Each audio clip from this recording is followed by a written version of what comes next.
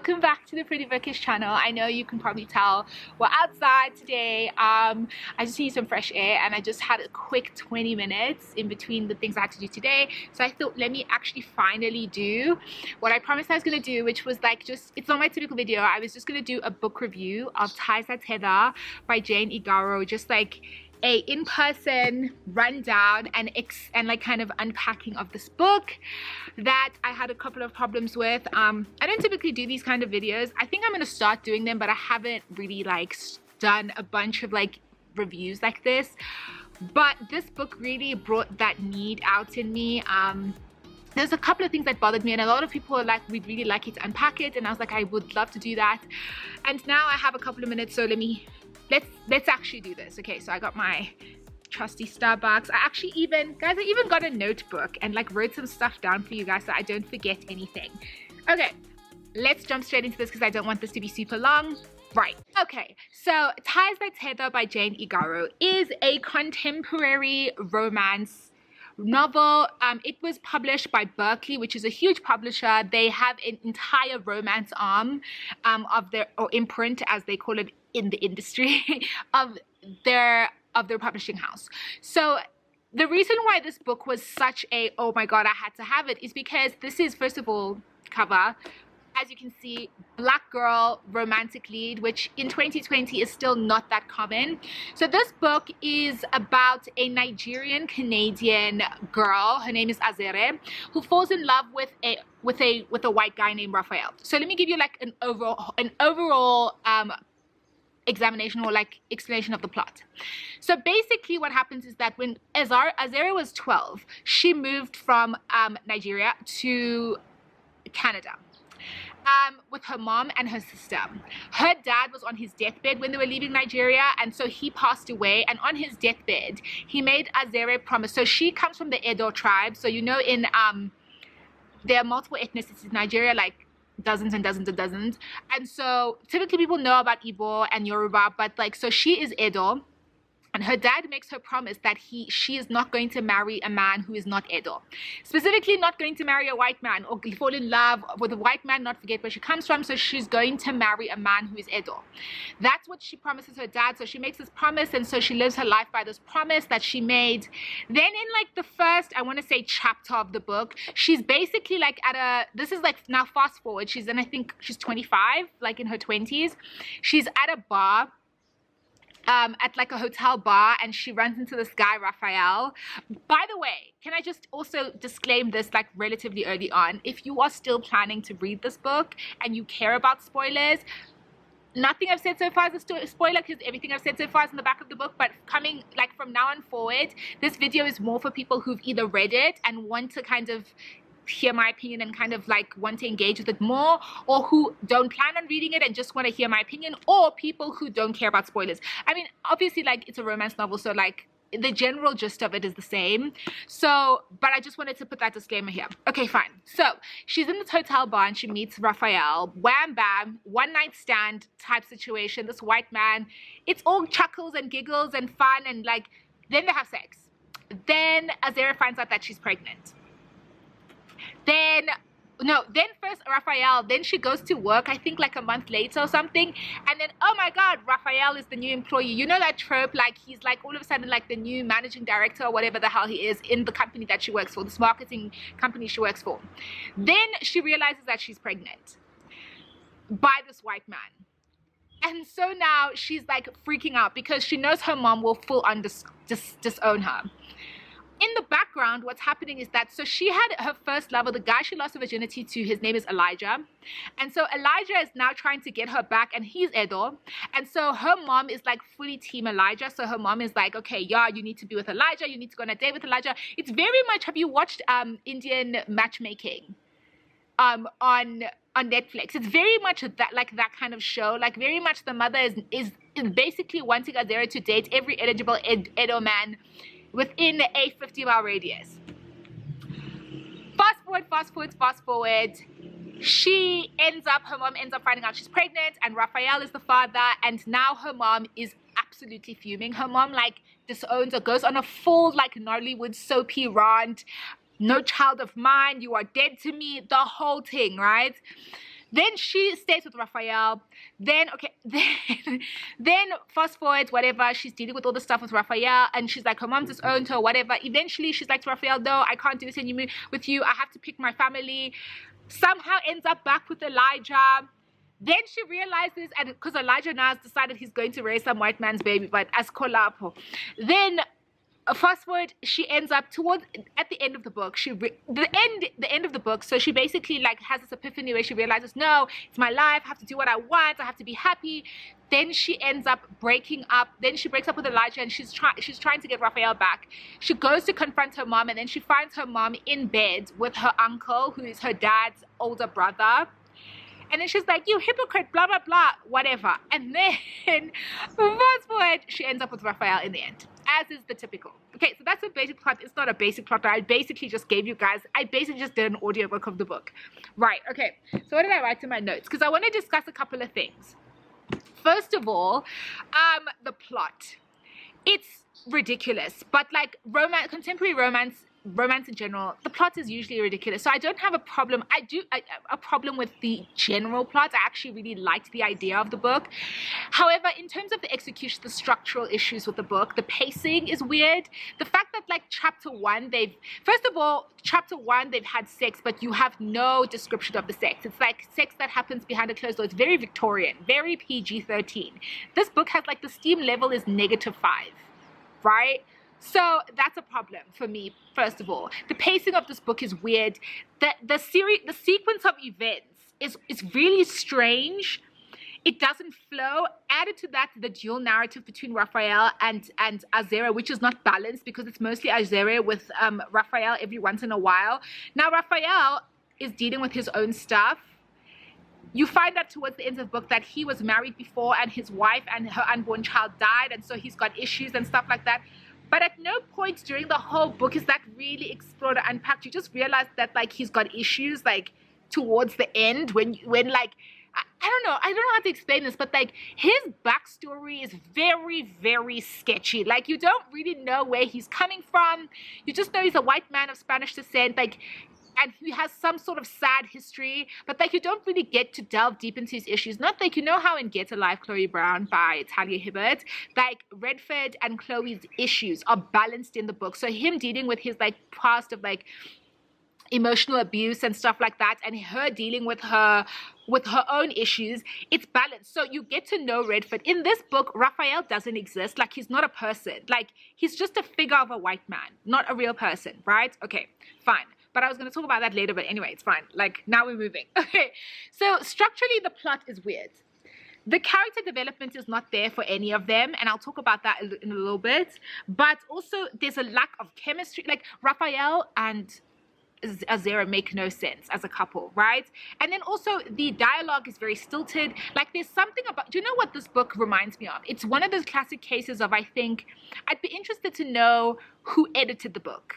Because I would be surprised if it wasn't a white woman who edited this book. Because I think the problem is that when you edit a book, when white people edit books written by particularly Black, particularly African, there's something that happens in the sense that like this book feels really lazily put together. You can see that whoever edited it didn't edit it with a critical eye.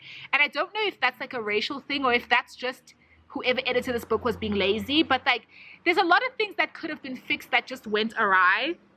And another thing that's tied to someone brought this up on Instagram and I posted about this book is the info dumping and the explanation and the in-depth explanation of really basic things that Nigerian people would know and just generally African people would know. And the problem with this is that it makes it very clear that this book is marketed or intended for a white audience and a specifically white Western audience, because when you are describing or when you're talking about dishes and foods and festivals and stuff like that are a part of Edo culture and you're an Edo writer, I don't understand why you feel like you need to explain that. A sentence of like saying egusi soup and then explaining what it is. The problem with that is that like, guys, even Western people need to Google. They need to do the Googles. Like, I'm sorry, like white people need to do your Googles. Like, there's no reason why a writer has to explain that kind of thing. And for a reader who's like an African reader, it makes it very clear that like she wasn't necessarily writing this with me in mind, because there's an assumption that like most people, especially Nigerian people, would understand what you're saying. You don't need to explain it. So that kind of information dumping where like it almost feels like culture pandering, like oversaturating the book with Edo and Nigerian cultural references for the sake of making it look more African for white writers, for white readers, if that makes sense. So that for me was a little bit of a big problem. I noticed it when I was reading, but until somebody pointed it out to me, like I realized how often it was happening in the book. So I wasn't a huge fan of that. So the other thing that I wanted to talk about, wow! This is the problem with doing videos outside. These birds are so rude! Wow! Like, this is not your house, fam. Like, this is actually my house. Like, I don't know what's going on now. Wow. Sorry. Like, wow. Like, they literally... Wow. The disrespect. Like, if you're South African, you know, the birds in South Africa, the disrespect. They don't give a damn. Like... Hi, okay guys, sorry, I'm back. Like, the birds literally started, they had a full turn up for like 3 minutes. Okay, sorry, back. You can still hear them like the dregs of their mingle. Okay, so back to Ties That Tether. The most important part of this video, what I want to talk about, and the biggest issue I had with the video, with the book, was the character development. And the issue of the characters and the way and the combination of the characters and the plot and the underlying message. So the overall message in this book is this question of how to balance dual identities, because she is Canadian, but she's also Nigerian. And so even though she's an immigrant, she's inculcated herself into Canadian culture, Azere. And so her family, her parents, or the promise she made is holding her back from fully embracing her dual identity. So in theory, that is not a bad message in a book. I actually think that that's what drew me to the book in the first place, because I also struggle with those tensions, because, you know, I'm South African and I grew up in South Africa, but I also grew up in like white suburbia. So being able to navigate being closer and also existing in these white Western spaces, it's something that drew me. So the underlying question was really, really good. I just feel like this book treated the entire conversation around dual identity as if it is a problem of escaping, how do I explain this? Escaping restrictive cultures. What I mean by that is that the way this book frames that issue, especially through the character of Azere's mother, who quite frankly is the most it's like, I really, really had a huge problem with the way that she was characterized. Like, it's the stereotypical Nollywood soapy villain African mother, right? So her mother's like characterized as this typical villain. And a lot of people in my comments were saying on Instagram that like this is not an incorrect characterization. And that's not my problem. I'm not saying that this is like something that never happens. I just feel like it's really irresponsible to have an acontextual illustration or representation of African mothers like this. Because this whole notion of African mothers, especially this narrative around like a rigid return to cultural purity, especially in the post-colonial world, it emanates from a very particular contextual history. Do you know what I mean? Like, it's not something that emerged from the ether. It comes from like centuries of denigration of African cultures and cultures of the global South in general. So when you read something like, when you have a plot like Azere's parents making her promise to marry an Edo man, it can't be read in the context of her being shackled to something. It needs to be read in the context of, this is a culture, this is a people whose culture and whose language and whose histories have slowly been watered down, who have slowly been forgotten by virtue of the fact that the Western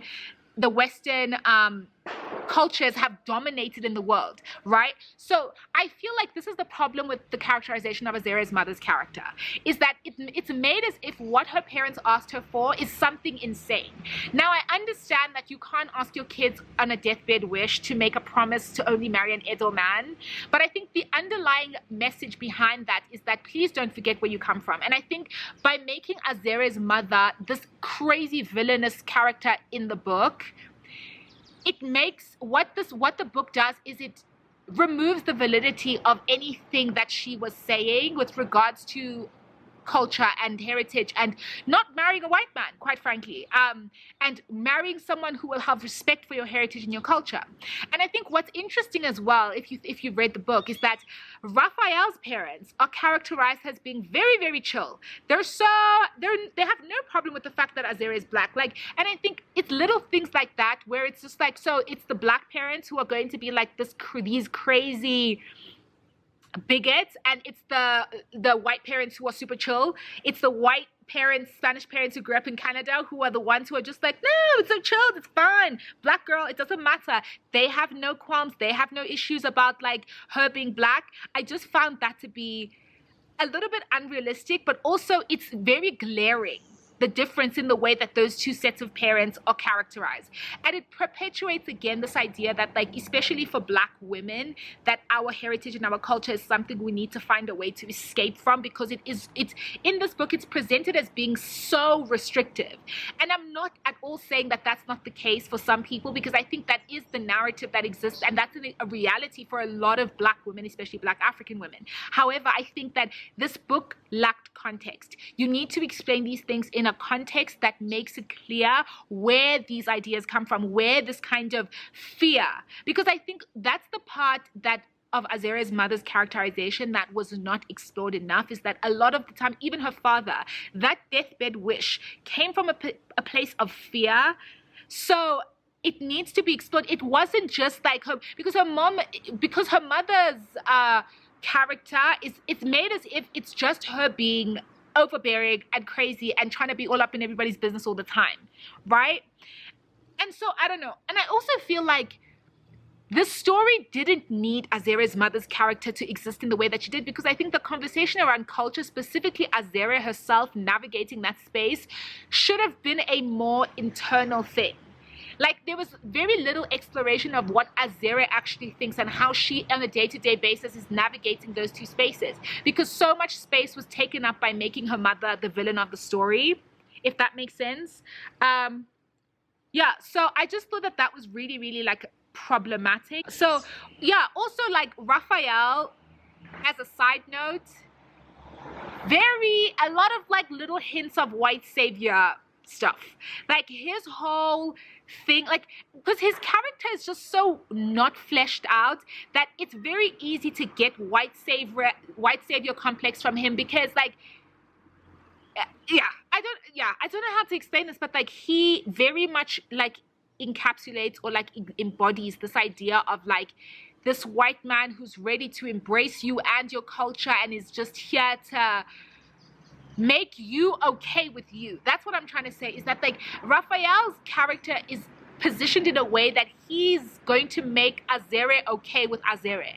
And it's just like, okay, but like, no, because Azere needs to be okay with Azere. Like, Raphael doesn't have any part in this equation. And I think because of the racial dynamic, that whole thing is even more sensitive. And I think, I just thought this book, there was just, that particular age, above and beyond the fact that they had no sexual chemistry, and I don't even understand what we were thinking, like putting them together. I just felt like Azere didn't come across as a self-standing human. I think too much attention was paid on her mom, and I guess people could argue that is a reality of she's kind of existing in this space where her mom takes up so much of the space. But I also think that that's a little bit, oh, sorry guys, things are flying around me. Ooh, shooting outside. But I also think that it's a bit of a cop-out, right? Because why is it that we're okay like saying that like Azere as a 25-year-old woman who has lived in, because think about it, if Azere has lived in Canada for the past 12 years and she has embraced Canadian culture to a certain extent and whatever, why are we saying that her mom wouldn't have done the same? You know what I mean? And not to say that her mom is now like, forget everything about your culture, but like there's a rigidity. That's the word I'm looking for. Hey, there's a rigidity to the way that her mother is characterized that I actually found really problematic. And I think that's the biggest problem I had with this book. I'm sorry, I keep going back to the mother, but I think that that's something that really, really, really, really bothered me, is that I feel like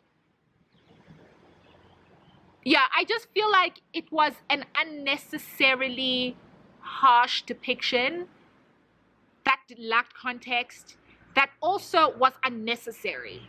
Do you know what I mean? Like, it was unnecessary for a host of reasons, like that I've already like kind of discussed. But so yeah, that's my more or less my broad issues with Ties That Tether. Oh, there's also this like scene in the book that really for me encapsulates what was wrong, or some of the tensions that I was talking about with how the conversation around culture is actually very valid. Is that okay? So there's this scene where Azera goes to dinner with Raphael and his family. And so they're having this conversation about the baby names. So Raphael's mom is talking about these Spanish names, I don't know, Francesca and all, you know what I'm talking about, those kinds of names. So Azera's kind of sitting there, and then she's just like, okay, but she's just like, and then she makes a point, I think the narrator or the book says something like, you know, I think her internal thoughts are that like in Edo culture, naming is so important, because a name is just not a thing that sounds nice. A name is like, it's ancestry, it's premonition, it speaks to who you become. You know what I mean? Your name means something. It has an actual meaning, whether it's abundance, whether it's health, but your name has a meaning. So you're not going to just name your kids no basic Francesca, no basic saint names. You know what I mean? So that happens. And I think that perfectly encapsulates why the conversation around culture and around kind of balancing and needed to be treated with a little bit more respect, is because that particular scene to me illustrates how real it is, the idea that you need to think through these things before you just say that like people who black parents who want you to marry within your same ethnic group are being unreasonable. Personally, I don't think that anybody should marry anybody. I wasn't really raised like that. My parents are not like, we're closer as hell, but like my dad, I don't think is gonna have a nervous breakdown. But I do think part of that is because he has instilled in me the ability to navigate the space and to be proud in my culture. So what I don't understand is if her parents believe that they've taught her how to be Edo and what it means to be Edo and all the things that she needs to love about being Edo, then why do they feel it's so easy for her to throw it away? Do you know what I mean? So anyway, that scene for me really encapsulates why this book was important and why I'm really upset that this book was not executed properly. I know I've actually been talking for a lot longer than, I was just looking at the clock and I've been talking for a lot longer than I thought I was going to be, but I just wanted to say like, yeah, so I just feel like Ties That Tether, it was a miss for me. Like it didn't hit all the points, all the notes that it needed to hit, and I just feel like I'm really disappointed in this book because I expected more from this book, and I think I'm definitely looking forward to more books like it, because I think we need a lot more contemporary romance that speaks to these kind of interracial, interreligious kind of like cultural mingling type of narratives. But I hope that in future that like these things are treated with a little bit more respect and a little bit more sensitivity, because this book, in my opinion, did like a complete botch job of the whole thing. The underlying, because at the end of it, the underlying message that I got from this book is that to be free and to exist as a free, independent woman, you need to basically tell your parents to F off and tell them not to tell you what to do. That's what I got from this book. I got from this book that to be free and independent, which goes back to this like obsession that Western cultures have with individualism, but that's a whole other conversation for a whole other day. But this whole idea that like you need to kind of step into kind of Western cultural norms of the individual in order to be happy, and that these ideas that like these African ideas of the collective and thinking about what's in the best interest of the collective are useless and are nothing but restrictive. So I don't know, that's all like this video is a little bit scattered, but it is what it is. Like that's just what I wanted to say about this book. I had like a couple of issues, and I hope you guys like marginally enjoy this. I hope it was like marginally useful. It's not my usual kind of video, but yeah, that's what I have to say really. I hope yeah, don't forget to subscribe to my channel below, and follow me on Instagram like this video, comment, let me know what you think. If you want me to do more one-on-one reviews of certain books, I'd be open to doing that, because I actually found this a little bit easy because I like to talk and this was just talking. So yeah, thank you so much for watching my video. I hope you guys have a good day. I'm about to go inside now because like the bugs, like wow. Okay, cool. Bye guys.